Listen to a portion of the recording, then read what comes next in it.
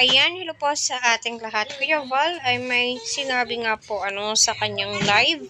Patungkol nga po ito kay Medit. So, ano nga ba to? At I hope na pinanood niyo po yung live ni Kuya Val. Ang thumbnail po ata nun, si Medit, Kuya Brooks po. So, wala naman po siyang sinabi na masama kay Medit nung nasa live po.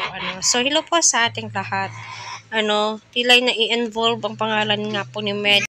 Ayun na nga po, dahil nga po nababash si Kuya Brooks at napagalitan, family problem po ata ito. Dahil nga po sa pagpunta ni Medit doon sa tahanan ni Kuya Brooks. At that time, nakita ko sa vlogs or nahagip sa video at kumakalat na picture ay andoon din po si Kuya Val Santos Matubang.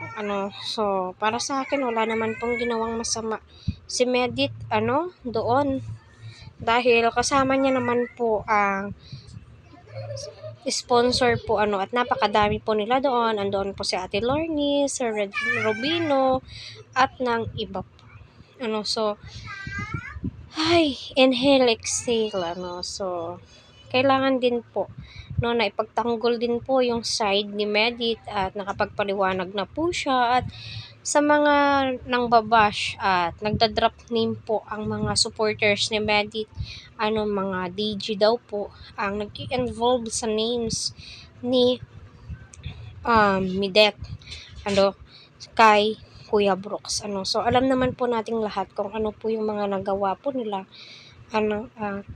Yun na nga po, mas sinasabi nilang mas gusto daw po ni Kuya Brooks itong si Medit. So hindi po natin alam kasi magkakaibigan po yan sila, di ba? So wala naman po ako sa katayuan ng bawat isa para magsabi ng kung ano-ano. Bagkos, peace and love lamang po tayo at magsuportahan. Kung team Medit kayo, team DJ kayo, kung may gusto po kayang sabihin na hindi ka nais-nais, naku, wag na lamang po kasi alam nyo, tao lamang po tayo.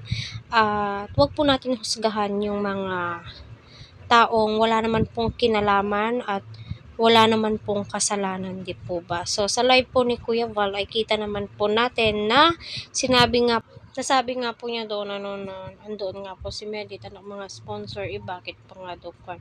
So, yun na po, hayaan na lamang po natin at mag-move on at supportahan na lamang po yung mga napupusuan po natin.